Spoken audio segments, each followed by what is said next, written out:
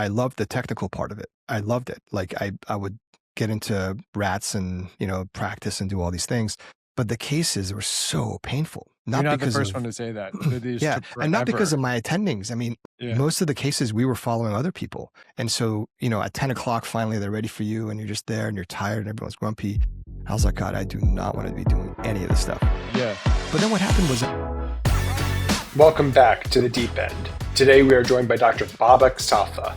Dr. Safa is the current president of the American Society for Reconstructive Microsurgery and a proud former Godina Fellow, a fellowship known worldwide for its tradition of technical excellence in honoring Marco Godina. His work spans complex microsurgical reconstruction, limb salvage, replantation, and cutting-edge advancements in phalloplasty.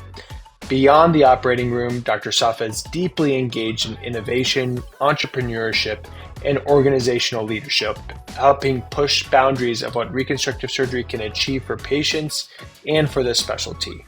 Today, we'll talk about his love for music, journey into medicine and plastic surgery, entrepreneurship, what it means to carry forward the Buncke Clinic legacy, lessons in leadership and efficiency, perspectives on innovation, and the future of reconstructive microsurgery.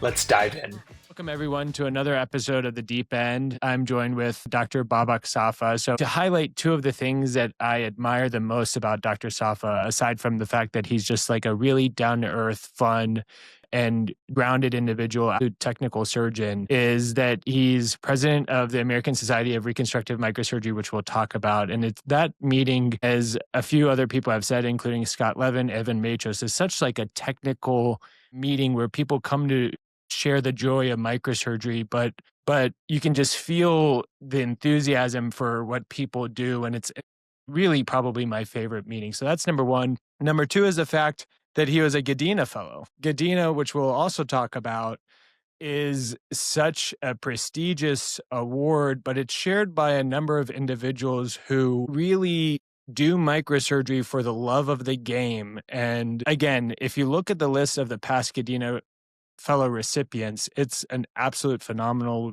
list. And so I'm excited to talk to him about that. But most importantly, Dr. Safa, thanks for sharing this time with us. And I'm excited to kind of dive in and pick your brain about some of these topics. Well, thanks, Saeed, for having me. It's really an honor and pleasure to be here. Of course. Yeah. So this actually is going to be the battle of the podcast. That's what this is going to be. That's not going to be a close contest at all. You guys are going to win that hands down. No, we're going to kick this off by saying that Dr. Safa actually just started his own podcast, and I wanted you guys to hear it from him about what he hopes to share with the community. I've gotten to listen to episode 1, which was really, really inspiring. But it's obviously established at the Buncke Clinic, which has such a legacy in microsurgery. But Dr. Safa, tell us about your new podcast and what you're hoping to share with everyone. Well, first of all, thanks for the plug. I wasn't planning on plugging, my podcast on a different one, but yes, you were. This was actually that's actually the whole reason I accepted this. I was like, what's the best opportunity for me to plug my podcast? So, the genesis of the Buncke podcast really was actually back in COVID. We didn't really know what to do with our time back then, right? So everything got canceled, no elective surgeries, just trauma. And so, we would come in and there was really not much to do besides traumas. And, there's only one person on call for traumas. I started hosting all these virtual visiting professor series. I would just contact friends around the world in different aspects of microsurgery and hand surgery, and they would basically just log on and give us a traditional lecture, if you will, a kind of PowerPoint-based lecture. And then, we would have some questions. And this is way before even IMC was formed. And we started doing it basically like once a day. So 7 a.m. Pacific time every morning. And it kind of began to grow. And what's interesting is when I look at the first one, I had this like little tiny crappy webcam on the top of my screen. You could barely see me, which is probably a good thing. You could barely hear me. The one you were trying to use right now before this? Well, this is a nice one, but I'm just going to blame Riverside. Anyway, so I kind of shudder when I go back and look at the first one. It's just the quality was absolutely terrible. So then I started like looking into different equipment and stuff. And then I was like, well, let me get a condenser mic, a little USB, fairly inexpensive Blue Yeti kind of thing. Got one of those and the sound was much better. The video still wasn't that great, but it was kind of the slow evolution. And then when we started operating again, I stopped it. So we basically had a good 2-3 months of virtual lectures, and I posted them all on YouTube just for folks to be able to see. That's cool. And so they're all on there, and every now and then I still get comments about, oh yeah, I saw Dr. Innocenti's lecture and blah, blah, blah. And then at that point, I started toward the end of it, when I was not doing this stuff every day anymore, I kind of started researching equipment and cameras and mics and so on. And this is a story. I actually literally just looked up, what is Joe Rogan's podcast setup? And literally it was all listed. Now I'm sure it's changed since then. And so ChatGPT? this is way before ChatGPT. This was in 2020. So, but there was a website that had actually listed all of his equipment. And so I ended up getting the Shure SM7B mic, and got, audio interfaces and all these things, and a Cloud Lifter preamp and all the stuff that you need for that kind of studio level sound. Mm-hmm. And then I had to figure out, okay, how am I going to install all this stuff? So my office literally was like this workshop of me trying to figure out, how to do all this stuff, and then ended up setting up my SLR as a camera with a portrait lens and so on. The one that wasn't working today. Well, it was working. Riverside wasn't working. And so basically, I got all this equipment, and at that time I was like, it would be really cool to actually be able to just sit down with someone in person, as opposed to these virtual lectures. And it was always in the back of my mind, but I was basically too lazy and too busy to actually do it. It wasn't until I don't think lazy is the right word. I definitely don't think that's the right word. Well, with this thing, I could have done it a lot earlier. And then eventually, this is probably about 6 months ago, my old computer kind of crapped out. And so I was like, you know what? I'm just going to get a new computer. So I just went all out, got like this ridiculous gaming machine, super powerful, all this kind of stuff. And I was like, you know what? Since I'm putting in this new computer, I'm just going to redo everything. So new screens, new everything, and just literally just built essentially a podcast studio in my office. So you can't see it here, obviously, but there's multiple kind of 4K cameras around here that I can switch between different feeds. And that's awesome. It was kind of a long development since COVID. And it was this idea that I always had. And the concept of it was just kind of a conversation, an unedited, long format conversation with friends who visit the clinic. So a very different thing in that we can't have that many episodes, because how many visitors are we going to have, right? Mm-hmm. So I figured the first one is going to be Greg. Obviously, I'm going to interview all my partners. And that one's out. That one's out for people listening. Yeah, that one I put that up last week or whatever it was. And it's totally homegrown, like trying to learn how to, capture all the different camera views and sync them and edit all the audio. You got me excited. I thought it was going to be like off the wall, you guys throwing stuff at each other, like going crazy. It was very tame. I was like, all right. I guess now that I know that's what you want, I'm gonna step it up next time. But you'll post the videos up. But then we have well-known visitors visiting us starting in January. And so basically, whenever there's someone who's here, I'll sit them down in my office and we'll record, 4 different camera angles and stuff, and switch back and forth between the different angles and post and just post them. And it's fairly easy, because the whole idea is it's unedited and it's unscripted. So we just sit and we just chat for, Greg's was over an hour and a half. And with Greg's, I did a fair bit of post-processing, because it was a lot of talk about the history of microsurgery and the clinic and his dad in particular. And I thought the visual aid would be really good for that, because I wanted to make sure the photos, as he would talk about, let's say, the mission to China in the 70s, then I would overlay the pictures. And so that took a little longer, but I think most of the other stuff is just going to be a conversation that we'll basically just post and edit. So that's the idea. But we're way behind you guys. You guys have, dozens and dozens of that's super exciting episodes. And, well, for the listeners, Greg Buncke is the son of Harry Buncke, considered the father in microsurgery. So that's, I can't imagine what a better episode to start with than that one. So, but we can't give too much away. And I totally agree with you. Time and time again, and we interview the people who come and give grand rounds as well. But time and time again, we were having so many awesome conversations. And I've said this before, and I sound like a broken radio, but it's, you go to these conferences and, Dr. Safa's talking about a replantation, phalloplasty, like these same topics over and over again, and not to, those have incredible meaning behind them. Like, we have to learn from the experts, but what you don't get to hear are these like conversations that you have kind of on the side about life and things like that, which is what really drives me to love what we're doing. And it sounds like you had a similar kind of thought to it. Yeah, it really is. It's not about, how to do a case or your approach to a mangled hand or limb salvage or whatever it is. It's not about that at all. It can go into that if the person wants to talk about it. But the idea is just to talk about everything else. How you grew up, what made you go into surgery, challenges that you face, where you see everything going. And I even had the idea, and this will definitely happen at some point. I think when we have guests over, I'm just going to open a bottle of wine. And yeah.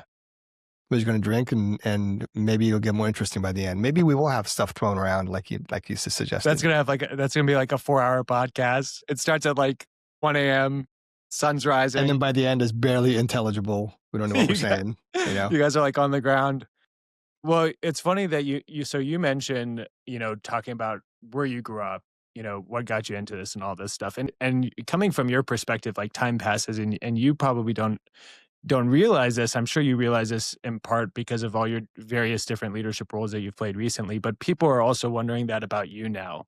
You're president of ASRM, Godina Fellow, world renowned in gender affirming surgery, extremity reconstruction. How did you get to even the starting point? I know you're good friends with my brother-in-law at UVA, but growing up, did you ever see yourself before all of this saying, you know what, reconstructive surgery is my jam. That's what I want to do? So the short answer is absolutely not. I always knew I wanted to be a doctor, and that was mainly because my dad's a doctor and all of his friends were doctors. What kind? What was he?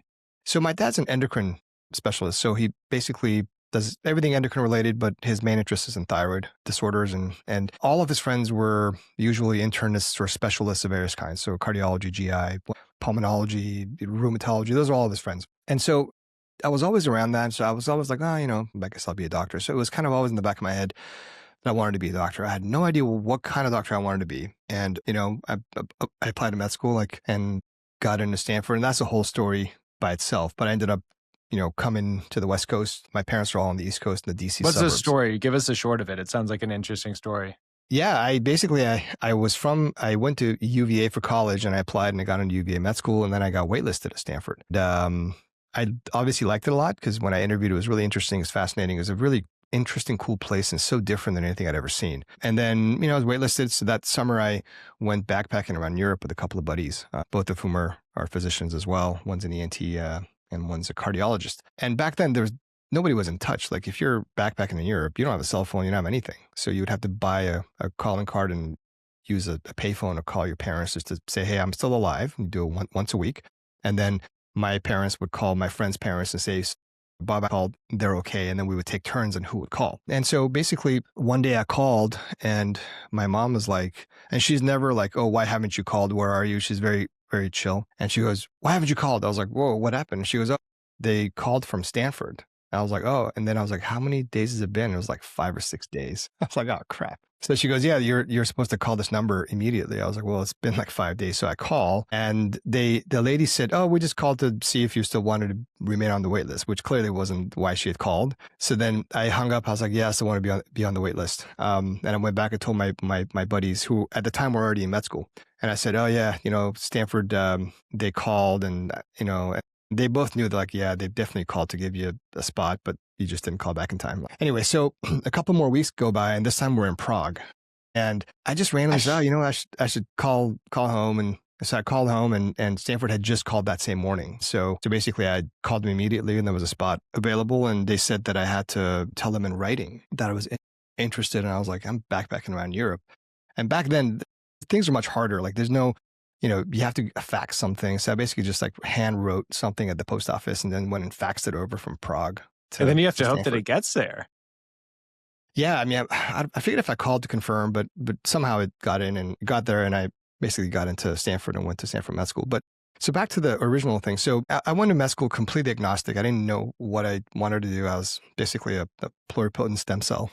I had no idea. But one thing I did know was that I really always kind of hated the hardcore, like molecular biology and biochem and all those things. I was a music major in college. I mean, I studied music and I kind of minored in math. I was like, yeah, I studied music and math in college. And so those were my two things. And I basically barely took other things that are needed for medical school. I just like took, biochem, organic physics, and that was it. And then when I came to med school, everybody was like masters in biochem, all this kind of stuff. And I just didn't like any of that stuff. It was like way too abstract and stuff. And I was always like doing stuff with my hands. And so we did gross anatomy and I liked that a lot. And unbeknownst to me at the time, or any of us at the time, one of our anatomy professors was Dr. Robert Chase, one of the luminaries of plastic surgery of the 20th century.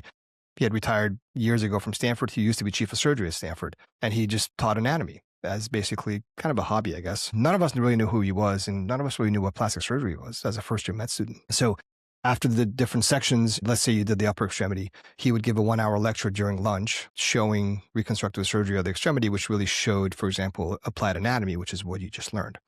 And he would do that for head, neck, trunk, all that kind of stuff. And it was absolutely fascinating because we have just learned the anatomy and you're sitting down as a first-year med student and you're seeing how someone is taking that anatomy and doing things with it. So it was then when I was like, wow, this is actually, I didn't even know this was a thing, but I kind of want to explore this. So that summer after first year, I did what's called an early clinical. And an early clinical at Stanford used to be this thing where in the whole summer you would basically be in the hospital, rounding every day. So it was a really incredible experience because usually that's third year or later when you're doing that kind of stuff. And as a first year med student, you don't know anything. You don't even know how to like do soap notes or whatever it is. And it's so funny how things happen. I basically went to the division of plastic surgery offices and I was like, I'm a first year med student. I want to work in this division. And then they referred me to Dr. Lineweaver, who at the time was at Stanford. And then he goes, let me introduce you to Andy Turk. Andy Turk was a craniofacial surgeon at Stanford back then. I think he's since moved to Florida. Anyway, and I just right in the hallway, he goes, hey, this is so-and-so. He wants to,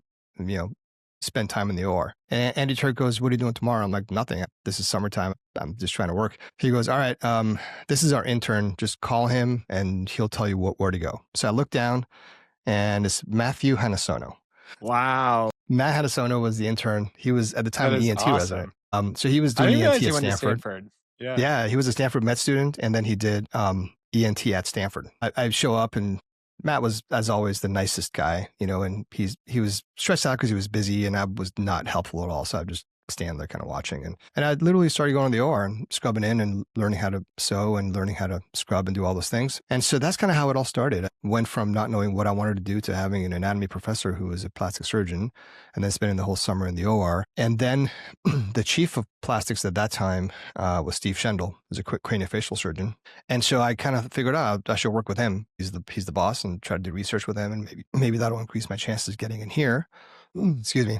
And so I started working with him and doing craniofacial research. And for the longest time, that's what I thought I was going to be, a craniofacial surgeon. And it wasn't until 5th year in residency. And we can go over that story about why I completely made a pivot and went from that into hand and micro. Yeah. What I think is like, it's so cool to think back to just your interactions. First off, like how malleable we are as medical students. All what it takes really is one person with like a good personality to mentor you, show you the way, and you could go into that field, whatever it is. You know what I mean? Yeah. And to think that Dr. Hanasono, a future Godina Fellow, just so happened to be the resident of Dr. Bauback Safa on service that day. Life doesn't get any crazier than that. It really doesn't. Well, it's also like your initial experience, because if your first experience is a really crappy one, you're just turned off by the whole thing. Absolutely. Right? So I lucked out in that I had one of the nicest guys as my intern, and that's Matt, right? So Matt, it was just such a gentleman, and didn't matter if he was stressed out or was busy, he was just always a nice guy.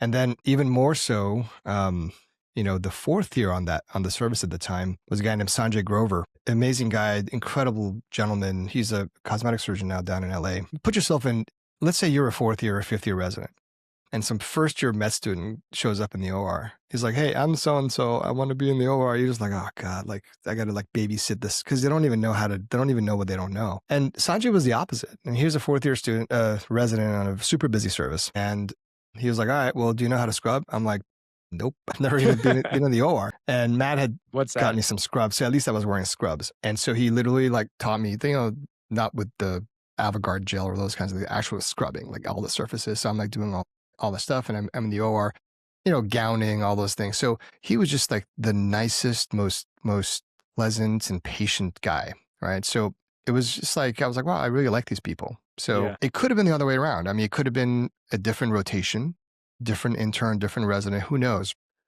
And then I would have been like, wow, these guys are jerks. I just don't want to be here. And that would have been it, right? So when you think about a lot of your experiences, it has to do not just with the field or the exact specifics of what you're doing, but the culture of the team of which you're a part. And I think I just lucked out. And I actually was telling Matt this story when I was at MD Anderson earlier this year for the Texas Flap course that Andrea Debescu kind of started. And he had no memory of actually me being the medical student, because it's so long ago. Yeah, I mean, why would he know? I guess, that might be a good thing. As a medical student, you just kind of want to be below the radar. Kind of, yeah.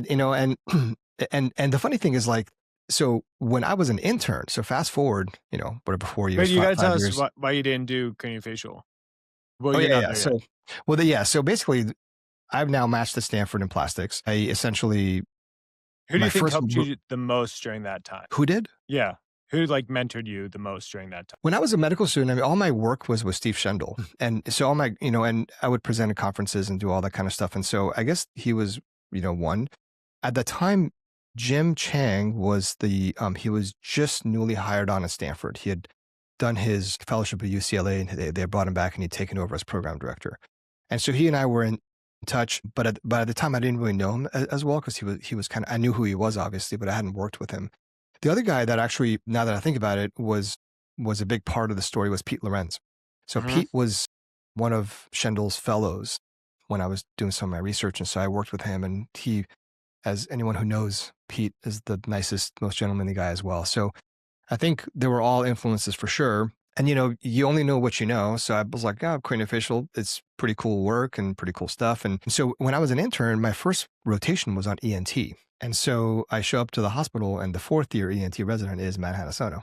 And it was at the end of his year, so he then became the chief. So then I was working with him as my chief as an intern.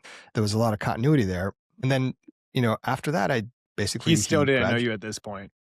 No, at that point he knew who I was, because I was his intern, because I was a little bit more, but then, I kind of I figured he graduated and went into some ENT specialty, and that was it, right? Years go by. And when I was a 5th year rotating at Buncke from Stanford, one of my fellows had done plastics at Cornell, and he knew Matt because Matt was a year ahead of him at Cornell at that time. And so he brought up his name. I said, "Oh, Matt Hanasono, how do you know him?" He goes, "Oh, he was a plastics fellow or resident at Cornell." I was like, "Oh, he was ENT."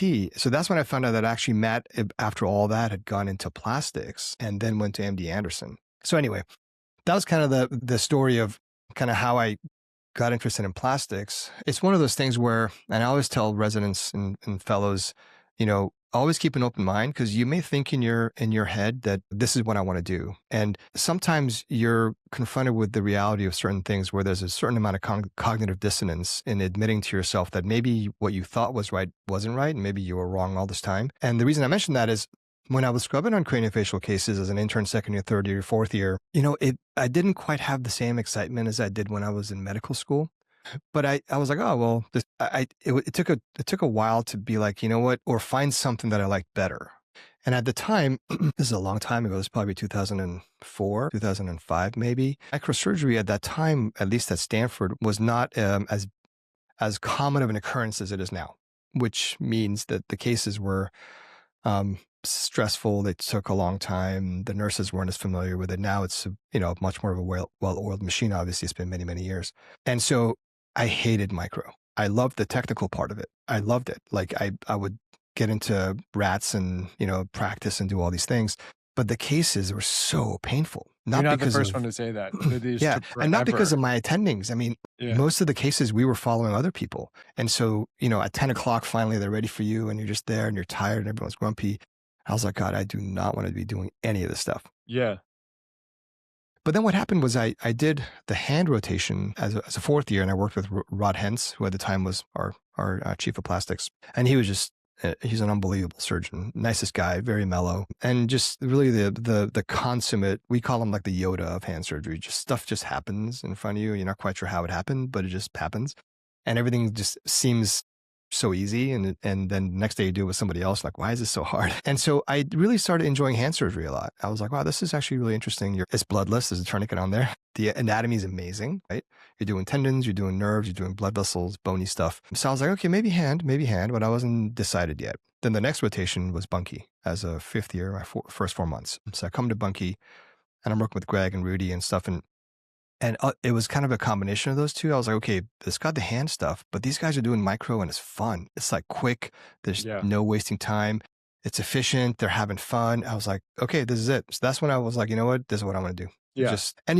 So many of these things are random. I mean, the Buncke rotation wasn't even a rotation when I started my residency. It got added on. It was just like they added a year to the program. So it was a 6-year program instead of 5. And so they needed some rotations. So they added the Buncke rotation as one of them as a 5th year. So I may not have come to Buncke, and I may have just done something else. Who knows? Yeah. If you're So many things in life is just serendipity and what you're exposed to and who you're exposed to and what kind of experience you have. And if you're open-minded enough to explore that. Yeah. So I feel really, really fortunate because I feel like I'm kind of like an accidental microsurgeon, hand surgeon in a way, because so many of the things that happened to get me to where I am could easily not have happened. Yeah. I didn't even know what the field was. Initially, I kind of hated it. Yeah. And so it's just an interesting thing to think about. Well, it's a common theme. I can't forget who said it. Somebody said earlier that back when they were training, the microsurgery cases just took forever and ever and ever. And they were like, that's definitely not something that I would ever want to do. Jim Higgins, when we interviewed him, talked about how his pathway to medicine, it was basically just walking down the lawn in undergrad one day and there was like a tent set up. And he just happened to be walking by it and then got introduced to medicine. So it is really, really funny how these life occurrences happen. And the next thing you know, you're at the Buncke Clinic. You're at this place with such an unbelievable legacy. And one thing that, from an outside perspective of the Buncke Clinic, like we look at it as a place that has really learned how to do microsurgery incredibly efficiently. How can you say about the feeling of becoming part of something that just has such an incredible legacy like the Buncke Clinic? And what do you think has been kind of the most special parts for you? Yeah, I mean, I could talk about this for a long time, which I won't. But first of all, I feel so fortunate to have been given the opportunity to work at the Buncke Clinic, basically. And I just really, really liked it. And I thought I was good at it. Like sometimes when you do something and you think you have an aptitude, you like it more just because you're good at it. Absolutely. If you do something where you're just terrible at it, you're like, oh, God, you I hate don't it. do that. And actually going back, like when I met Bill Lineweaver as a first-year med student, he said, oh, you should go to Buncke and work in the lab and practice microsurgery. I was like, what? So the next year when I was a second year, I started coming to Buncke and second-year med student. And at that time, there was a now plastic surgeon, back then medical student, Eva Timek, who had done surgery in Poland, done some training, and she was kind of running the lab. And she basically said, here, just sew this rat femoral. I was like, okay, I've never been Wait, as a second year, not as a second year medical student. Med student, yeah. So she exposed it. I knew how to suture already. And I'm like looking at these instruments, wow, these are really small. So I get the scope there and I just start doing it. And I actually did it. I mean, it took me a while, but it flowed and everything. So fast forward, like as a fifth year, I was always like, I had some aptitude to do this stuff. And so technically I was like, oh, I can see myself doing this thing. But it was the people I was around when I was operating with, Rudy Buntick or Greg, and back then we had Daryl Brooks, and unfortunately he passed away a couple of years ago. But it was just, they were so good at what they did, and there was never any fanfare, and it was just, things just got done, and it was just a fun place to work. There was a lot of camaraderie, and, we're rounding together. Everyone was always together, and it was the kind of thing where it was a very healthy environment. Uh-huh. And so it was during the rotation where I basically talked to Rudy at the scrub sink, and I was like, hey, so I really think I want to do this fellowship, and he goes, well, make sure you talk to Greg. I was like, all right. So talk to Greg, and basically fast forward at the end of the rotation, they essentially offered me a spot, and we're out of the match anyway. So it wasn't like a huge departure from that standpoint. And that's how it happened. Super casual. But I've, kind of, again, going back to your question, it was at the time I didn't really kind of recognize the magnitude of like the opportunity, right? Because I knew the Buncke Clinic was a big deal and there was a lot of history and all that kind of stuff. But I didn't know like what a difference or what an effect it would have on my own life. Because even at the time, and this is honest to God truth, I never thought I was going to do the fellowship and then stay. Like I just thought I'll do the fellowship and then like just look at some jobs. And I never liked academia just because I don't know, like for me, research isn't my priority. Mm-hmm. I don't like kind of a lot of political things you have to do and that kind of stuff. I was very much anti like doing hardcore academia. Mm-hmm. And kudos to those who do it, because I think it takes a special kind of person to be able to do all that. And I was definitely not that person. So I was like, I'll try to find a job somewhere and do some hand and micro and this and that. And then during the fellowship, I kind of started liking it more and excelling more. And then an opportunity ended up, presenting itself to stay at the clinic. I was like, all right, this is great. And we started working, and And the cases coming in were amazing. I mean, super complicated cases coming in on a daily basis. And we're always co-surgeoning complicated flaps together and toe to thumbs and various mangled extremities and so on. And at the time, what was interesting, and I was telling one of my partners this a couple of days ago, the Buncke Clinic clearly like had a lot of history, and our heyday was like the 70s and 80s. I mean, that was when everybody was coming in here to learn how to do this stuff, and Harry Buncke was running it, and that was the day. That was the time. Yeah. And then, everything comes in waves, right? So when I was a fellow or even a junior attending, I'd go to ASRM, it was the MD Anderson show and the Memorial show, and it was like some incredible surgeons.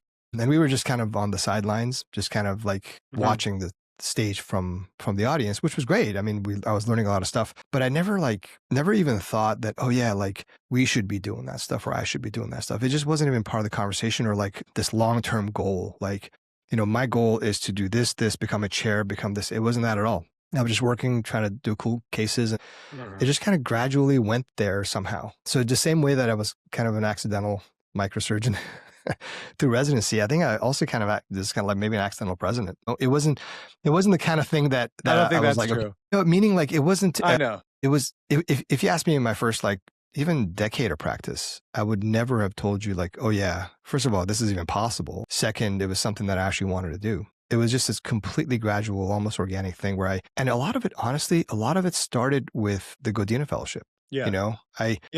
So talk about that a little bit. Like what even got you to apply? So it's really interesting. I remember distinctly going to all the Godina lectures, the fellow given his or her Godina talk, and I'm sitting in the audience. I was like, oh, this is incredible. These guys are doing unbelievable work and this and that. Never in a million years was I thinking, oh, you know what? I should apply for this when I'm in my early 40s or whatever. What happened was I basically was starting to go around the country giving a lot of talks in cadaver labs, mostly in the hand and nerve kind of sector or field. And so I got to know a lot of the hand surgeons out there, peripheral nerve surgeons, but mostly extremity people. And extremities, while it was the start of ASRM, was all extremities, because back then micro was in the extremities. Like, if you look at Greg's talk or the podcast with him, everything was in the hand. The first micro cases were all like, too.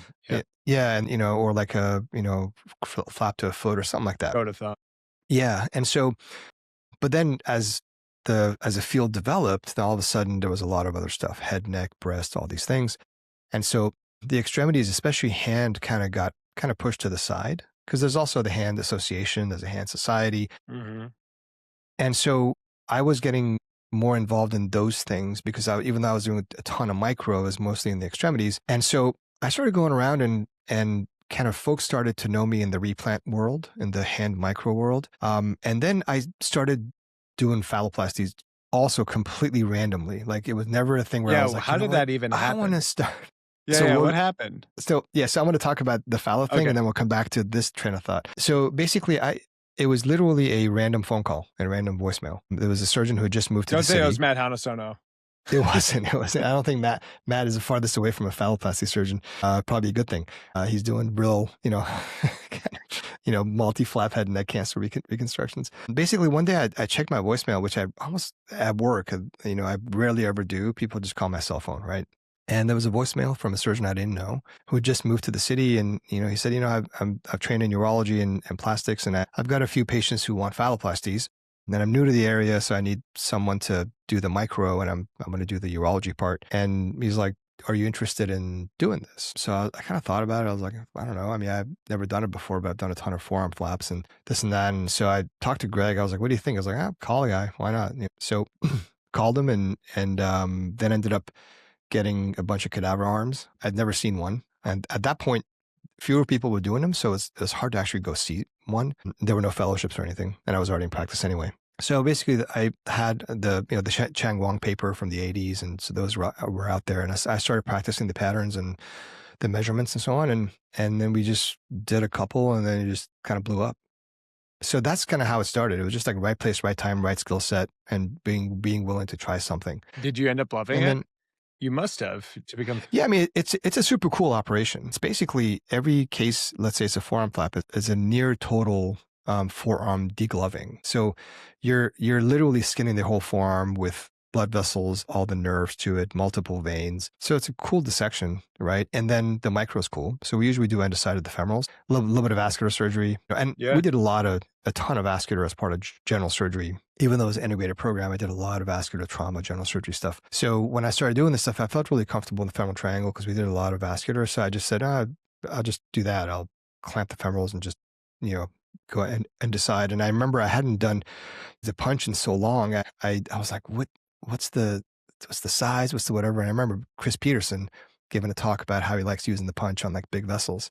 So we called him and I was like, hey, what size punch do you use? And who makes it? And he literally said, oh yeah, it's the, 2.8 millimeter vascular punch, blah, blah, blah. So we just got that and it ended up, going well. And so the surgery itself is super, super cool. I just never thought I would be doing it because I was never kind of in that field, if you will. Right. Mm-hmm. But I think it was the kind of thing where obviously I've grown to kind of really enjoy the patients as well. I just didn't know that was something I would be doing. Yeah. So but also it's the kind of thing where if you develop the right skill set and you're in the right place, right time, opportunities come up. And if you don't pigeonhole yourself and still like kind of maintain the skill set of like, oh yeah, I can, femoral artery, fine. I don't care. Like I can do it. It's not a problem. How common is it that people are going into the femoral vessels? I think the more common is probably the epigastrics, just flipping it down, which is totally fine. So we love doing endoside anastomoses. We do them a ton in the extremities to preserve flow, the distal flow. And we usually do multiple veins. We'll do the cephalic vein either with or without the deep cubital conversion. So we usually are putting together at least 3 veins in these cases. So I usually dig out the saphenofemoral junction anyway. So I'm down there digging the saphenous vein out, usually the SIV. CIVs there. There's all these veins right there. It's like a little Medusa's kind of head coming out, all these veins. And the femoral's right next to it. So I was like prepared the first case. I'm like, maybe I flip down the epigastrics and I got the femoral's saphenous vein out all the branches.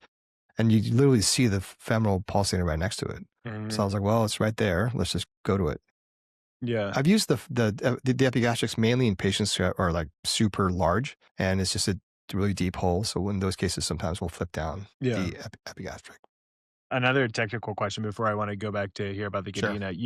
You being an extremity surgeon that kind of evolved into also doing phalloplasties, knowing that it's a degloving of the forearm. How do you think you've used kind of your extremity perspective to improve that morbidity? Have you seen that evolve or improve over the years? Or are you like, gosh, we're exactly where we were 10 years ago? I don't think that part's evolved as much as some other parts. So a few things about the donor site. It just so happens that as terrible as a radial forearm donor site is, the advantages that the forearm provides basically for pliability of skin and being able to sculpt a natural appearing and an aesthetic phallus, along with good sensation, along with robust blood supply with like less partial loss than other types of flaps, let's say large ALT that's double tubed and so on. It's still the best flap that we have, in my opinion. So nothing comes free. And so basically, if a patient comes to me and says, my top priority is I want to stand to urinate and I want to have penetrative intercourse with a sensate phallus, right? And their BMI is even normal. Their thigh usually is too thick to double tube.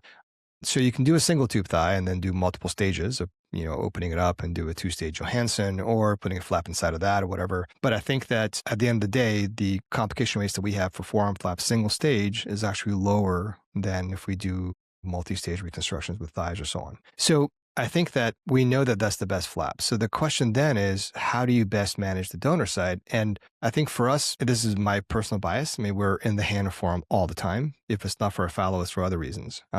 So as far as knowing the anatomy and even how to deal with the radial sensory nerve. So the radial sensory nerve obviously is not a critical nerve from a function standpoint because dorsal-radial hand is important, but it's not a must-have compared to the volar hand.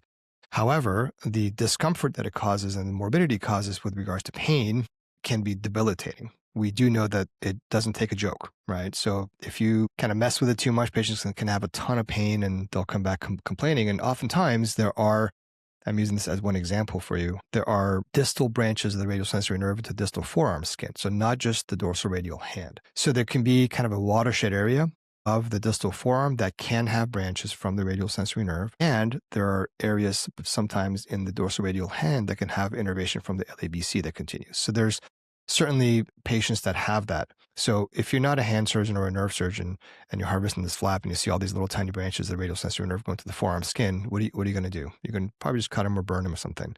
those usually lead to neuromas. So there's ways that as a nerve surgeon that we will potentially deal with that, get some additional length, maybe crush it proximally, burn it distally, kind of a McKinnon technique. A lot of things that we potentially would do to try to minimize some of that donor site pain in those cases. And then, a trick I learned from Rod Hentz when I was a resident doing head and neck cases with him. He's a hand surgeon, obviously, but he did everything. How to make sure we cover the FCR tendon with local tissues and muscle and so on to make sure we can maximize the graft of the take of our sheet graft. So a lot of those things I think we've been doing since the beginning because we're so familiar with it. Mm-hmm. And so we weren't seeing like super terrible complications. One of the things that we were seeing occasionally was lymphedema. And, you're taking a big flap, you have a small skin bridge.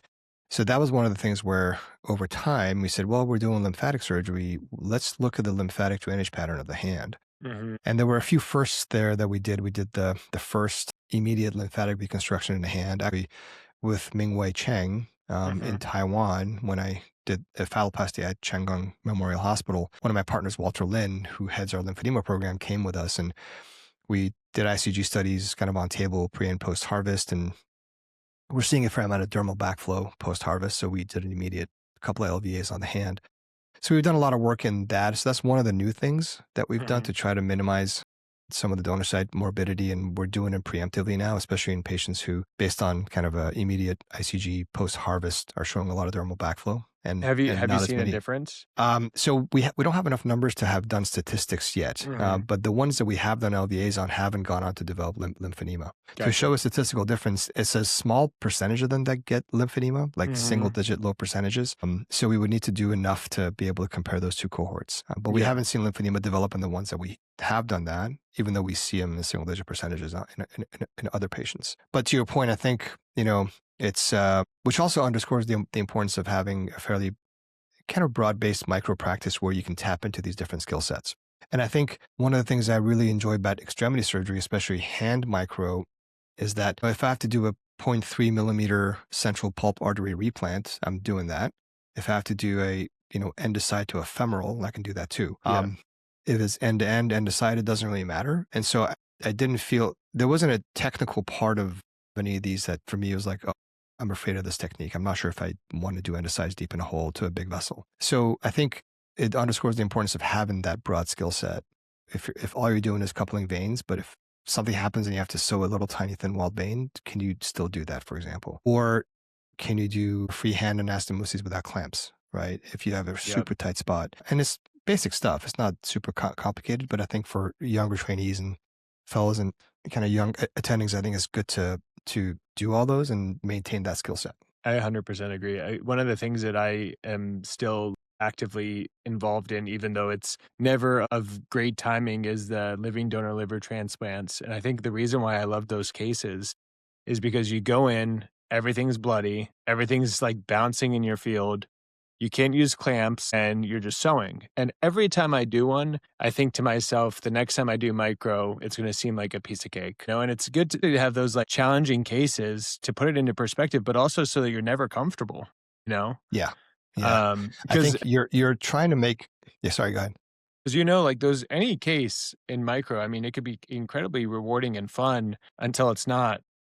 Yeah. I think that your goal as a microsurgeon is to make the micro as easy as possible and as comfortable as possible. But doing uncomfortable surgery makes you better at basically in the future making it easier and making it more comfortable. So I think you have to have, if you're not being pushed as a surgeon, you're never going to get better. You have to be in uncomfortable situations where you may not know what to do, or technically it's just super, super difficult. And that's kind of what pushes you. And can I tell you, like, it's those few cases while you're doing them and you're struggling, like, obviously it kind of sucks a little bit, but at home, when you get home and the day is over and the case is finally done and it went well, there's no better feeling, better feeling. Like it's such a good feeling. And that's, I think, one of the reasons why. Yeah. And I think to me, phalloplasty is the big thing for me is when I started saying, do I want to be doing these cases? For me, the big decision as to whether or not it was worth me doing it is I didn't think that it detracted from my current from me as a surgeon. If anything, I thought it made me a better surgeon because I was doing all the same stuff I was doing. I was doing peripheral nerve surgery. I was doing a free flap, and I was getting comfortable doing different types of anastomosis in different parts of the body. But the end result is different and you end up with a penis, right? But the techniques in doing that to get you there is just good old microsurgery. And basically extremity surgery, right? But kind of back to the original part of the story before we took this detour, I wasn't that involved in ASRM because hand micro just didn't really have that much of a place. And it still doesn't because there's not as much interest in it. And rightfully so, probably, because if you look at the volume out there and the folks who are doing hand micro, if you look at ASRM membership, yeah, there's a lot more folks doing breast surgery and other stuff. So it makes sense that the program would reflect that, right? So I had a lot more involvement in presenting at the Hand Society, the Hand Association, peripheral nerve, that kind of stuff, or just going to individual centers and giving grand rounds on replantation and mangled extremities and limb salvage and so on. And then I started doing phalloplasties, and then all of a sudden, like, we just submitted an abstract. The first one was 117 cases, and that got picked as one of the best papers. I was like, there seems to be an interest in this now. Mm-hmm. So we presented that, and then we, early on there was a lot of steep learning curve. Even though we still felt comfortable doing the cases, we were still learning a lot of things. And one of my kind of fallow talks is all tips and tricks that we've learned and try to teach others so that they don't make the same mistakes that we did. But we had a few good saves early on, and one of them we submitted and won best save for it in 2015. It was a 2016 meeting, but for the 2015 year. And it wasn't really until then when people actually knew who we were, because we just weren't presenting that much at ASRM, right? All of a sudden there's the guy who just got up there and saved the penis. And I called the case Saving Ryan's Privates. And, I figured try to make it funny for best case save. But it wasn't really until then where I was like, they're like, oh yeah, I remember that guy. No, he's not the replan guy. Oh, he was the guy who saved the penis, right? Yeah. And obviously it was a team effort. Andrew Watt was my co-surgeon on that case too. But anyways, that's kind of how we started getting a little bit more involved in ASRM. And then a couple of years go by. I had traveled around already. I'd already been to Chang'an a couple of times to do cases there, and I'd become friends with Ming Wei and obviously Fu Chanwei as well. I'd visited JP a couple of times. He'd invited me to Asan and the Korean Society there. And so I kind of got to interact with more and more people. And then one year, I think, this was the year before I got it, because I applied twice. The first year I applied was in 2018, or for the 2018 year. And it was literally the day before it was due. There was another email that went out from ASRM central office. Reminder, tomorrow's the last day. And I looked at this thing. I was like, this is the first year you applied, though. The first year. Yeah. Yeah. And I was like, should I apply to this thing? I'm not sure. I was like, well, it's due tomorrow. So I texted Greg and Rudy. I was like, hey guys, for them, they're my partner, so it's easy. I was like, can you guys write a letter for me for this thing real quick? They're like, yeah, sure. So they wrote it. And then I texted JP. I had just come from Korea. It's like, hey man, I think I might apply to this thing. What do you think? He goes, sure, I'd love to. So he wrote a letter and I applied. And I didn't get it. And then I was like, yeah, I probably shouldn't be applying. I didn't get it, whatever. It's probably an overshot for sure. So then the next year, this was for the 2019 year, I applied and then I got it. So it was it was never, up until the year before, it wasn't even on my radar. I wasn't even like, that's my goal. That's what I got to do. But then slowly you're kind of like, maybe, and you don't know how what you're doing is perceived and what people think of you, right? Or what people think of your work, right? And so I didn't really know it was, I think the term imposter syndrome is used too commonly now, but I think it's natural to have some doubts as to what you're doing, whether it's actually as relevant as you think it is. So yeah, that it was complete kind of, almost last minute thought. I was, maybe I should apply for this thing. And then the next year it totally happened. And it wasn't until that happened and I still think this is probably true because it was the Palm Desert meeting. And the Palm Desert meeting was when I was going to be announced as the incoming Godina Fellow. And I went to the gym and I'm going back to my room to shower and I went into Gunter. So Gunter German and Uli were walking out, and then I'd met him before, but I didn't really know him that well. And he goes, hey, how's it going? I'm like, oh, hey, Professor German, how are you? He's like, oh, hey, so I was wondering, assuming if my, if council approves me advancing, I was thinking of maybe you could be one of my co-chairs. Oh. I was like, what? Because I didn't really know him that well. I knew him, but I did. So my assumption is it's because I was probably the incoming Godina Fellow, because I didn't really have any interaction with him at all. Maybe you saved the penis. Yeah, I guess he saw that, but is that enough? Is that enough to? So then, it just took a guy to give you an opportunity, right? And so I was like, sure, yeah. Absolutely. And fast forward, we've become really close friends, and he visits us in the Bay Area, and we have a great time, and amazing guy. And so a lot of these things, and maybe the reason I feel kind of fortunate is because if this was something that from when I got into medical school. I'm like, this is what I want. I want to do this. If you don't get any of those things, then you're really disappointed and let down. Mm-hmm. I never had any of those aspirations. So just kind of like maybe this will be good. And so it's all just upside potential as opposed to like being let down too much, you know? Yeah, you're right. So yeah, so that's kind of how it happened. I never really had any of those aspirations early on. And then as you kind of gradually, I started having, oh yeah, maybe this would be good. Let's explore this, you know?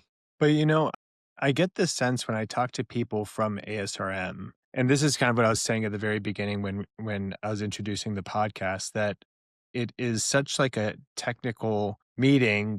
People really enjoy what they do. They love it. It's really for the love of microsurgery that people like you back who really just like loved what you did, even if you didn't want to aspire to be the next president of ASRM, by you just loving microsurgery, loving what you did, you were in line to one day be that person without you knowing it, you know, and hopefully it stays that way. Yeah. I mean, I think you're right to an extent. I think at the end of the day, most of us want to be known for the work that we do, as opposed to the political levers that you were able to pull or manipulate to get to a certain place, which happens in every society to an extent, but a lot more so in others than ASRM, I think. And I think the challenge we have at ASRM is that there are too many talented folks. Like you kind of wish that you could have multiple leaders, and you know what I mean? It's just like you can rattle off 10 people tonight that should be presidential line, you know, doing great work, great people, you know, have done a lot of stuff.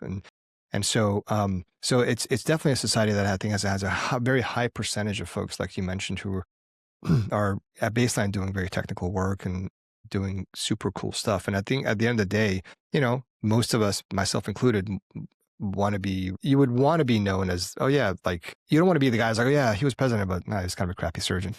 Yeah, no, definitely not. You know, like you kind of want to be known as someone who actually, you know, pretty does decent work.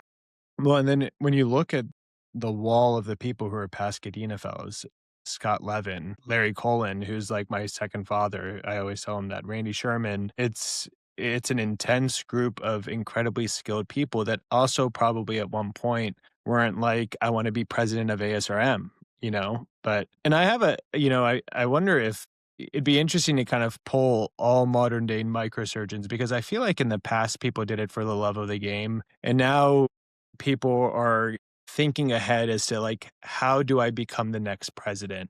That's just my theory. I have a feeling that the younger generation of people are probably like, how do I become the next president of ASRM? Oh, I have to be chair of this. I have to be chair of that. I have to do this. I have to do that. You know what I mean? Well, I don't know. I think that it depends. And I think there are plenty of folks who have that blueprint who, even though they have the blueprint, have plenty to offer still. Right. And I think we need both. I think we need folks who are super motivated to make a difference from the get-go. They're like, look, I want to make a difference in this society. I just happen to not be that person. Like when I was first year in practice, like I was like, oh, it's a fun meeting to go to. It's fun. I see my friends and we hang out and we go drink, and then the best case, best save. And like, that was it. Right. But I think like we need people who, you know, even from day one are like, you know what, I want to be involved in this thing and I want to share these things and make a contribution and do all the right stuff, you know. And I think those folks are needed probably even more because they're still contributing. And I think I can think of a lot of some of our younger members who are involved in YMG and so on, who not only are, but continue to make really, I mean, a lot more contributions that I made at that age. Right. So when I think back, you know, if I was going to do it all over again, I'm not saying I would have done things differently, but I think, you know, I feel like I didn't contribute as much when I was younger. I was never a member of YMG. I went straight to middle-age MG. I just skipped YMG, went straight to middle age. But, you know, it was a thing and I would hear about it, but I just wasn't involved. Right. And that's not a good thing. I'm not saying that should be the way to do it, but I'm saying if I was going to do it again, I think I would have gotten involved earlier because there's a lot of opportunity. Yeah. To be mentored and so on. Yeah. And speaking on behalf of the YMG committee, I mean, it's a ton of fun. You're surrounded by, you know, it's the same thing. It's like you and your friends. It's like us and our friends. And you get to hear about the cases that they do, what they're doing. And it's very inspirational. And, you know, life's a bell-shaped curve. I mean, there's always folks who have aspirations, but their contributions or whatever may not necessarily meet the aspirations that they have. And we see that in everything. And so it's not that, I think, but just because there are folks who, thinking back about what I said about my own path, because there are folks who are different in that they have from the very beginning a set of goals that they want to achieve in the society, doesn't mean that it's being done just purely for political reasons. Because I think a lot of those folks who I know and I've been trying to help them, I think would actually make tremendous leaders of the society. Yeah. And you want, in a way, I mean, you have to think to yourself, you want people that love it so much to that extent, that they want to lead it and they want to do it in a positive way. Just one name that I'm throwing out is Evan Matros.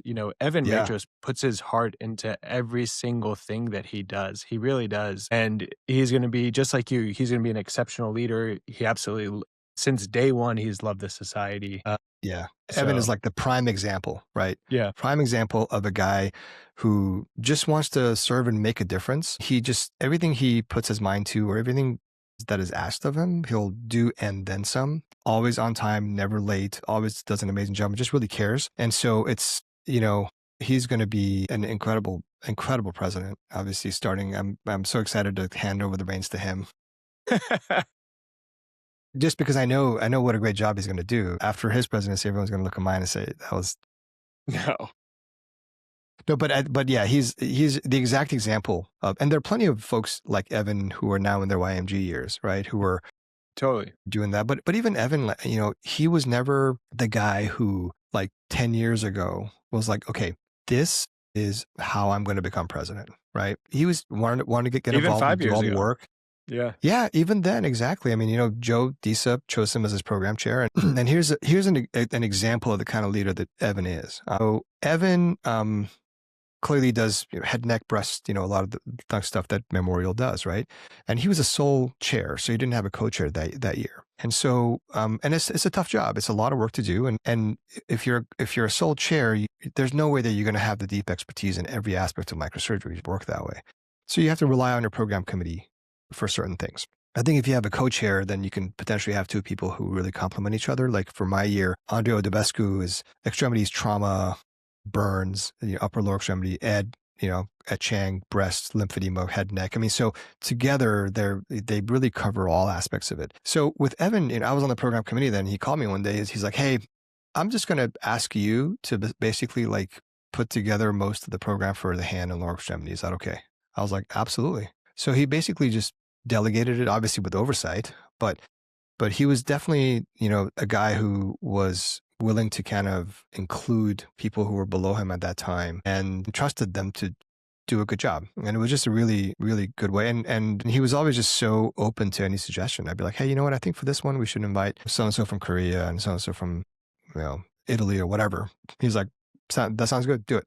And he even asked me to actually even send the invitation emails out. I was like, really? Like, yeah, but yeah, I think I have so much respect for him as a person and as a surgeon. Absolutely. Yeah. So, look, two questions about this meeting, or the primary one being, what do you think you're most looking forward to? I know you judged the best case, best save. I think, was it last year? Are you doing that again this year?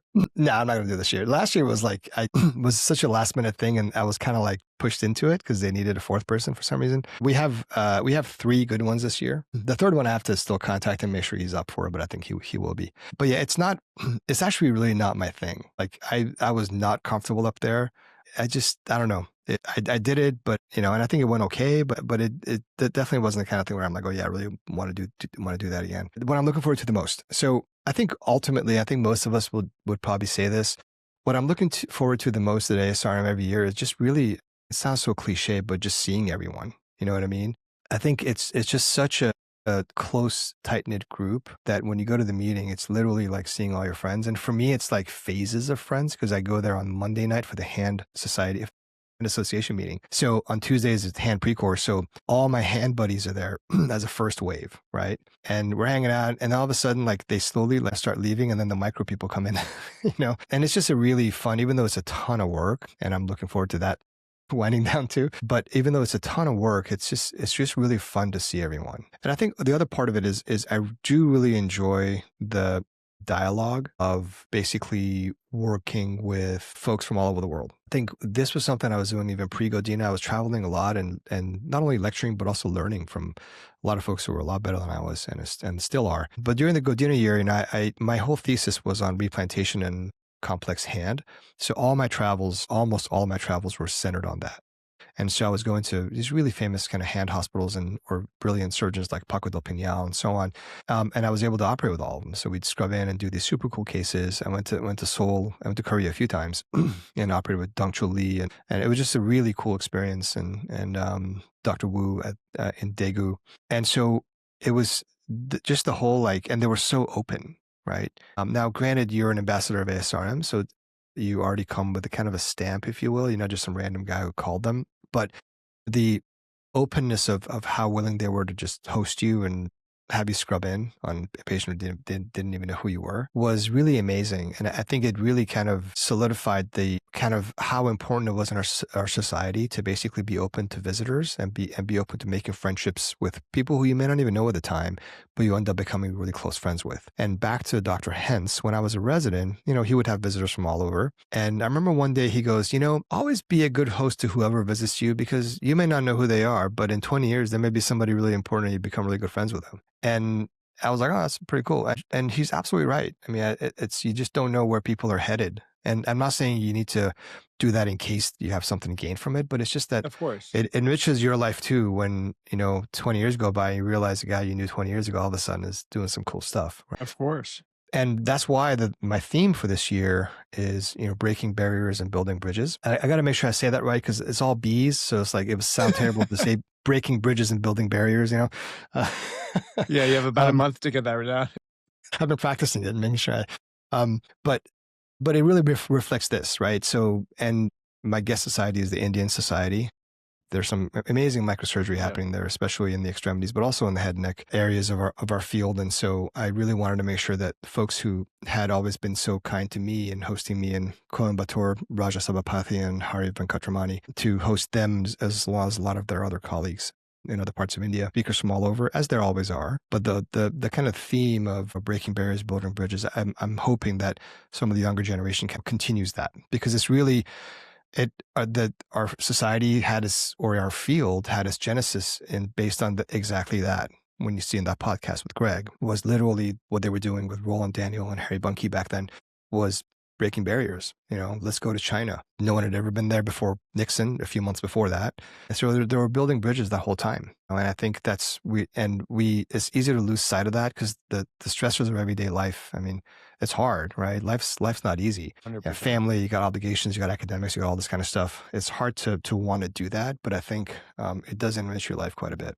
Yeah, I mean, there's two things that I want to just reflect on about what you said about, visiting other people and you never know who that person might be down the road. I think the other side of that too is when people are just so kind to welcome somebody else, like even in your early stages of being a medical student, just how impactful that is on that person's future career, so I think that that's just incredibly important. And I think that we do need to do it, that we need to revamp a lot of the way we do what we do now. Like, I feel like attendings in general are too, just looking at their own practice, doing things the same.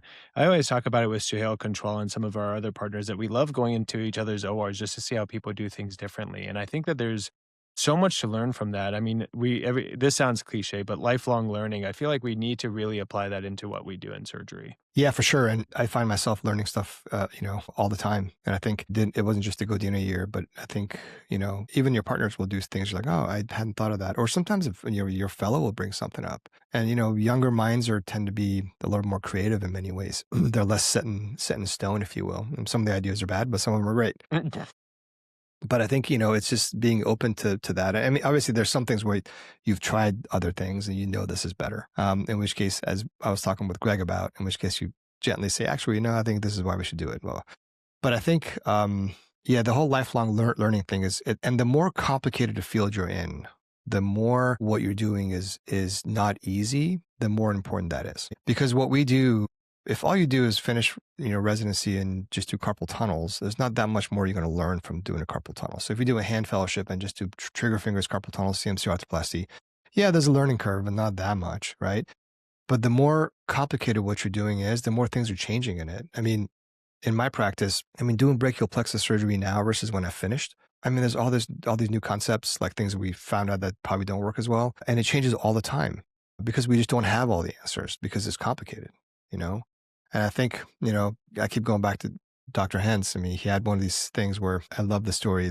We had a visiting professor, a dear friend of mine, Prosper Benheim, was a hand surgeon at UCLA, and he came up to Stanford to do journal club. And he gave us a talk, and then we went to dinner, and the journal club was on CMC arthroplasty. And there were all these articles we pulled up, and there, as you may remember from your residency, I know you don't do it now, but there's like a million different ways of doing a CMC arthroplasty. Everyone's got their technique and all this kind of stuff. The bottom line is they're pretty much all the same from a symptomatic standpoint. And all the studies show that not one is superior to the other per se. And so everyone was arguing so vehemently that their way was better. Like, yeah, I do it this way because of this. I do it this way because of that. And Hens was quiet the entire dinner. And after everyone was so busy talking, Jim goes, Dr. Hens, you've been really quiet. Any thoughts on this topic? And he just goes, and I use this to this day, this line. He goes, well, I've pretty much done everything there is to do, and I do it this way because it's more fun. And I was like, there you go. So the old guy comes in and just, says, basically all you're saying is BS. Like, I've done all of them and I do it this way because I have more fun doing it. Yeah. And he always said, if there's a million ways to do something, either they all work or none of them work. Mm-hmm. Right. And that's one operation where pretty much whatever you do, as long as you get rid of the trapezium or the part of it that's causing the disease, it works. Right. So I think, sorry, I'm kind of rambling, but it makes me feel like I could actually do one. Just make sure you take out the trapezium. Yeah, exactly. As long as you do that, everything pretty much works the same. So there's one more thing that I wanted to touch on before I get the rapid fire questions towards the end, but sure. You have your MBA, and I've kind of known this side to you a little bit, but what made you get your MBA and what have you enjoyed about having it? So again, I'm going to go back a little bit. A lot of my life is just kind of a series of very serendipity events. I was a resident. I was a fourth year resident, and it was toward the beginning of my fourth year. And I was in the city visiting a buddy of mine at UCSF, and I was waiting for him. He's a faculty there now. And I was walking around in one of the halls where the medical school is, and there was a poster posted on the wall, and it said the Stanford Biodesign Program. And I saw that. I was at Stanford, but I saw it at UCSF. So I was like, the hell is this? It sounds kind of cool. Biodesign. What is that? So I saw the URL, and I went home later that night and I looked it up. And sure enough, it was a fellowship. At the time, it was 1 year of basically bringing together engineers, designers, physicians to try to identify kind of needs, usually device-based type needs, and then coming up with solutions and maybe even spinning off a company out of that thing, right? And I didn't have a year to do this. Obviously, I was already a resident. But there was also, I looked up and there was also a class that you could do for basically one of the quarters, where it was kind of an abridged version of the fellowship in essentially one quarter. So I emailed the director, Paul Yock, who is really he's in the Inventors Hall of Fame, just super accomplished guy and also a super nice guy. He's a cardiologist. He invented I believe the balloon angioplasty, all these amazing things that people did. And I emailed him and said, look, I'm a resident. I can't take a whole year off, but I'd love to take this class. But you can only take it for a grade, and I'm a resident, so I can't take this for a grade. He goes, well, you're describing basically auditing this class. He goes, I'm okay with it as long as you show up and you actually contribute. I'm like, no, I'll show up. Don't worry. Now I was in my research rotation for that quarter. And that's why that worked. I was like, well, I have a research rotation, and these classes are from 3 to 5, so I can still squeeze it in. So I did the biodesign class, if you will. And that's when I was bit by the entrepreneurship bug in medicine. When I was in medical school at Stanford, a third of the class left because it was the first .com boom, and they had left and were doing consulting and joining all these startups. And some of them went back to medicine because the stuff didn't pan out. Some of them are already retired, right? And at the time I was like, whatever, I just want to be a doctor. And then later I was like, actually it'd be really cool to do this kind of stuff. So after that, I was really bit by the bug, and I was like, I studied music and math in college, didn't really have a business background. I was like, maybe I should get an MBA, total random thing. And I saw there was another flyer somewhere that the Berkeley part-time MBA program was having an information session. This must be back in the flyer days. It looks like you're looking at a bunch of flyers. Yeah, I'm dating myself here. It was definitely not on Instagram, like a little story or something. I saw the sign and I said, "Oh, there's an information session for UC Berkeley," and it was the only top kind of part-time program. Stanford doesn't have one. And so I went to this information session and they kind of talked about it. And when I was a fellow, which was the next year, so out of the biodesign program, I co-founded a company in the vascular surgery space. We raised a bunch of money, got it to a product, but we were unable to raise the next round of funding. So that one died. So then I basically said, okay, I kind of want to explore this more. And when I was a fellow, I took the GMAT and then applied kind of last minute again to Berkeley, and I got in. And I started basically the part-time MBA program right when I started practice, which was a really tough time because I was doing a ton of trauma, and 2 nights a week I would finish work and I would go out to Berkeley for like 4 hours and then get home at like 10:30 p.m. And instead of 2 years, it was 3 years because it was a part-time program. Same classes, same professors and everything. And out of that, I basically ended up becoming chief medical officer of this device company that was founded by out of a venture capital firm where one of my business school classmates was working. So that's kind of how that happened. We built that company. It eventually got acquired. And then now I'm working on a digital health company. Been working on it for about a decade now. It's going pretty well. So that was, again, complete random happenstance. I never thought, oh yeah, I really want to be doing this thing. I just saw this thing. I'm like, oh, that sounds interesting. Let me read about it.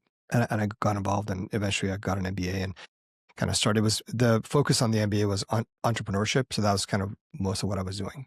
And did you take away things? Do you think that you could have done what you did without it? Or do you think that it definitely helped? You don't need an MBA for anything. Yeah. I think if you look at the most successful businessmen or women that don't have MBAs per se, I was so busy that I felt that the best way for me to learn this stuff was to have a structured way of learning it. Because I felt that if I was left to my own devices, I wasn't going to go home after a long night of being on call and working the next day and say, okay, I'm going to open up my finance book and read this thing. That's like me in most things. Yep. Yeah. So I kind of felt like I just needed data. I needed just and I didn't have any background in like accounting or econ or any of that kind of stuff. So I thought a structured way would be do this. Now, the thing about MBA that's really interesting is you don't need the knowledge, if you will. You learn that from books or nowadays webinars or everything's online now. But it's all about basically the network that you create from business school. Like the first company that I was talking about when I was the CMO of the company entirely came out of my connections in business school. This guy happened to work at this VC firm. He saw a company that was in the plastics field. Yeah. Called me out of the blue. Goes, hey, can you come down and look at this company? Because the founder is not a surgeon, but we kind of want to get like a kind of a sanity check. And after about a few months, they asked me to be the CMO of the company. That entirely came from just the network connection, right? Yeah. And I never forget this one thing. And I know we're going long, but I'm fine going long if it's okay with you. Definitely. One of the classes that we had was on power and negotiations, which is a really interesting kind of soft skills class, as I would call it, as opposed to finance and accounting and so on. And, the guy was talking about power and different types of power. And it's been studied extensively by a lot of sociologists and psychologists and so on about different types of power that people have based on their position or based on different things. And then he asked a question. He goes, okay, I'm going to ask you all a question. I want a show of hands. There are 2 scenarios. Scenario A, here's you, and he drew like a node on the whiteboard. And then here is everyone in your network and drew all these nodes around them. And here is your bonds with each one. So you basically like drew lines between you and all of your network connections, be it friends, be it whatever. And he said, okay, this is A, this is B. He drew the same thing. He said, scenario A is a scenario. Scenario A, your bond with each of those people in your network is very strong. Scenario B, the bond between you and everybody in your network is relatively weak. Which network would you rather have? All of us were like, network A, of course. I want to have strong network ties with people in my network. And he goes, okay, great. And then he goes, turns out that's the weakest network, and the strongest network is one in which the connection between you and people in your network is relatively weak. And so we're like, huh. And it's counterintuitive because if your connection with everybody in your network is strong, it implies that you are similar people, either same field, same background, same training. So we're all very close. We're all microsurgeons, right? But as far as power of this network, what if your car breaks down? Am I going to call Said Azuri to fix my car? You may be able to do it, but it's not in your wheelhouse, right? Now, if the connection between you and everybody in your network is relatively weak, it implies that there's a very varied network of different skill sets, diverse. And that's what business school is. That's why I told that story. I was the only physician in my entire class, right? And it was Berkeley's a big school, so it was hundreds of people. And there were like finance people and venture capitalists and private equity folks and entrepreneurs and all sorts of things, nonprofit people. And so when he said, was it worth getting the MBA? You don't get the MBA because of the knowledge. You can learn that stuff on your own by just reading books or watching stuff. It's basically the network that you're paying for. Yeah. Which implies that it's really only worth paying all that money if you go to a top school that has a strong network. So paying the same money to the University of Phoenix to get an MBA is not the same as paying that money to Harvard or Booth or Kellogg or whatever. And what do you think about virtual versus in person? If it's a top program. I think it's the same thing, meaning it's the same issue, is that virtually you just don't create that same network. Yep. I think because you're maybe on a Zoom thing, you see some faces, but you're assigned to group projects and all these things.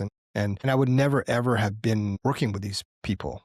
Like there's no scenario in which I'd be doing like deliverable with an engineer from India and a nonprofit person and a finance person. Doesn't. Yeah. Especially at my age at that time, this is a while ago. I did it to 2008 to 2011. So I think it's worth it, but maybe that's cognitive dissonance as well, because it came at a cost and of time and money. So maybe I'm convincing myself. But I think if you do it, I think that you should do it at a top place where your network connections are very strong. Yeah. Or maybe get your institution to pay for it if they can. But you're still putting the time into it, right? Yeah. I think, sure. And again, the structured way of learning it, in some ways a better way to do it.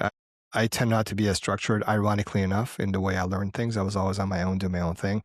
But for this thing, I was like, if I'm never going to as busy as I am, carve out time to go home and read about finance. It's just hard to do, I'm in your stage of your flyer moments where you're looking at a flyer on the wall, because I'm now on Instagram. All these Wharton ads keep popping up and up and up, and it is on my radar. They know you're in Philly.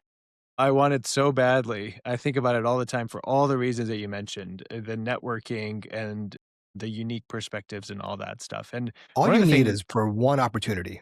All you need is because life hinges on those things, right? I mean, just look at what we've been talking about with me, right? All you need is one opportunity of meeting someone who says, hey, what do you think about this? And then next thing you know, 10 years later, you've built a company and so on. And so you have to be open to those. Put yourself in those situations where those opportunities are more likely to come up, basically. Yeah. So let's briefly, what do you think about this from your kind of business background, private equity buying all these group practices? What's your take on that? I think overall, it's not a good thing. I think the corporate practice of medicine is the reason why there are laws against it, right? Not all of them are the same. I would say that by and large, if you look at all sectors, be it dermatology, cardiology, whatever, or even plastic or reconstructive surgery, I think that not all the PE plays are the same. There are some PE plays where they're in sectors where it's all about increasing that additional kind of margin to squeeze out profits. And those tend to be in, let's say, office-based practices where even the type of sponge you use or whatever it is could have implications system-wide as far as how much profits you make. I think systems in which it's more about leveraging the power of larger physician groups to negotiate better contracts with insurance companies, I think if that's the main focus of building a bigger system, then I think it could be a good thing. And mainly because it doesn't require the private equity firm to necessarily micromanage the way physicians practice medicine. It ultimately comes down to that, is how much of your daily practice is going to be dictated by the PE firm or by the overall entity. It just so happens that most of these acquisitions, that's how it happens. You're being told, who you're going to hire, all this kind of stuff, and they're going to run all the details of your practice, and you lose autonomy, which after so many years of training and this and that, it's a little bit hard pill to swallow. Occasionally, there may be kind of a PE play where that's not the case, where it's really more about, okay, well, we can help you make a lot more money on these cases. So it's not about reducing your costs as it is about making the overall network much more profitable. And some of those can work okay. We're not part of a PE group. We were never acquired.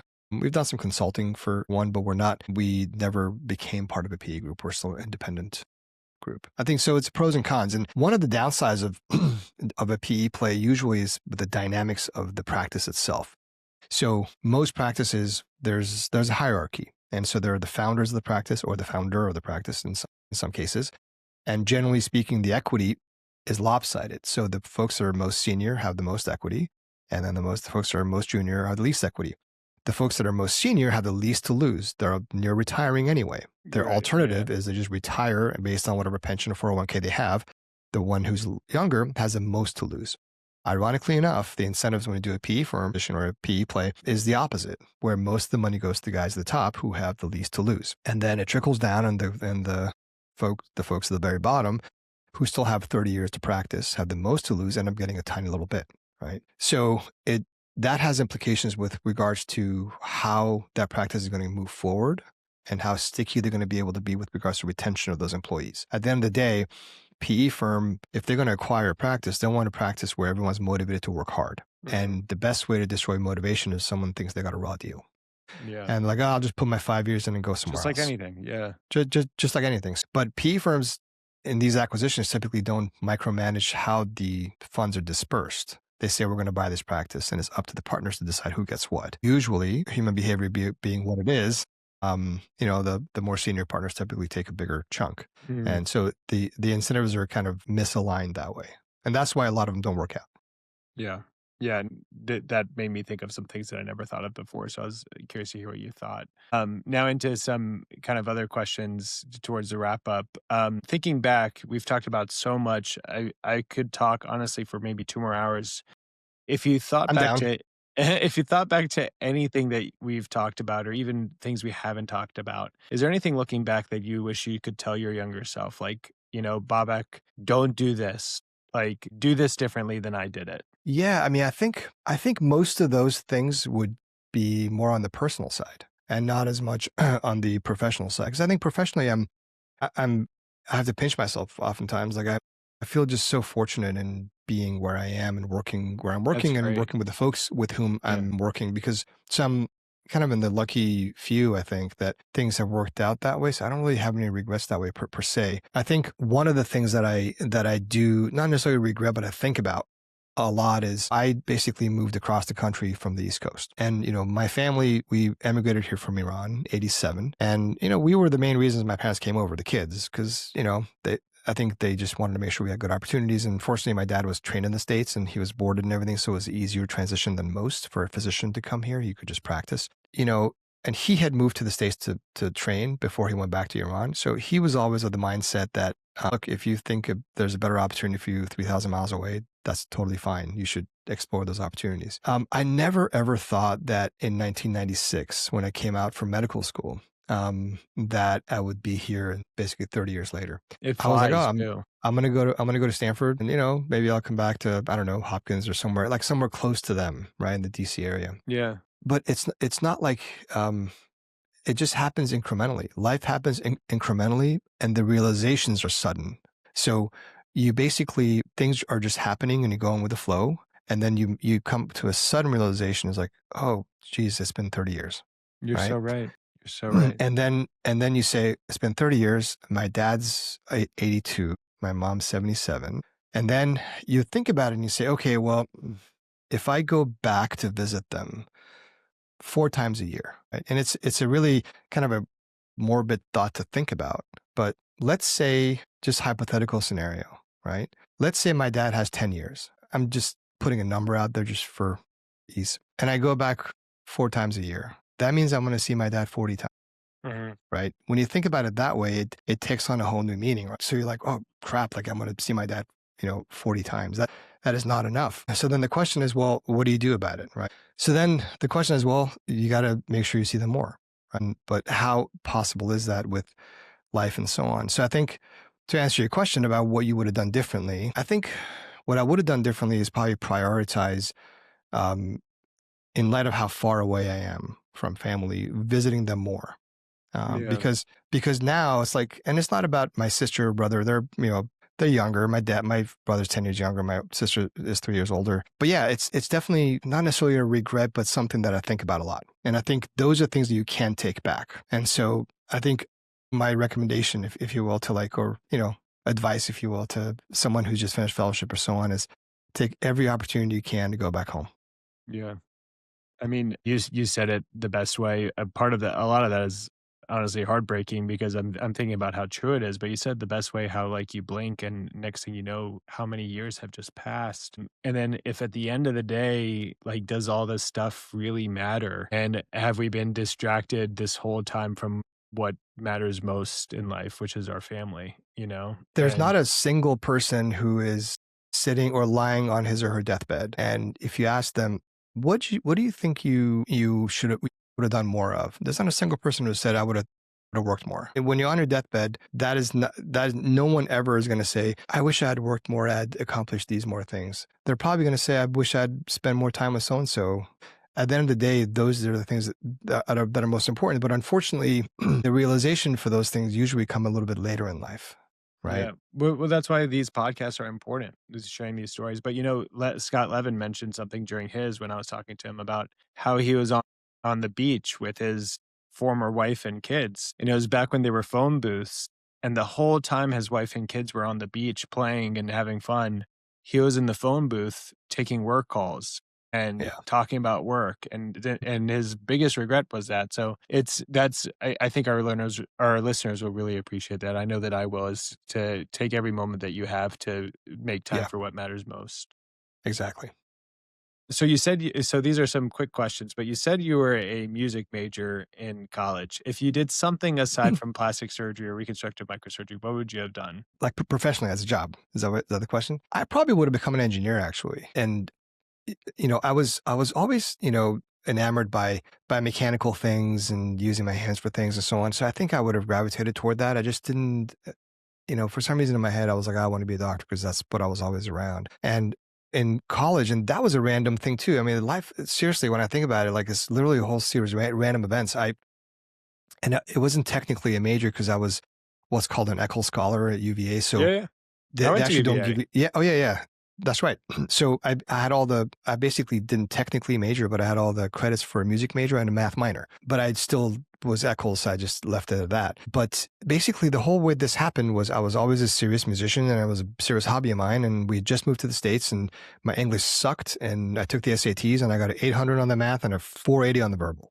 And I'm like, I'm not even going to get into college. I literally didn't know the meanings of the words. I'm looking at the stuff for the SAT. I'm like, antonyms, all this stuff, analogies. I'm like, it was really, really hard. So I was like, I need to figure out a way to at least try to get into a decent school. So I told my mom, I was like, hey, Mom, I think I want to send in a cassette tape of like me playing a few pieces. And she's like, okay. So we go to Circuit City, which was a thing back then. Yeah. And we bought this microphone, we hooked it up to this, boom box. And I recorded a bunch of stuff and I made all these copies of cassette tapes and put them in with my, typewritten application and send it into all these colleges. And one of them was the UVA. And sure enough, I got a letter from the chair of the music department. And I think it was Judith Curry was her name.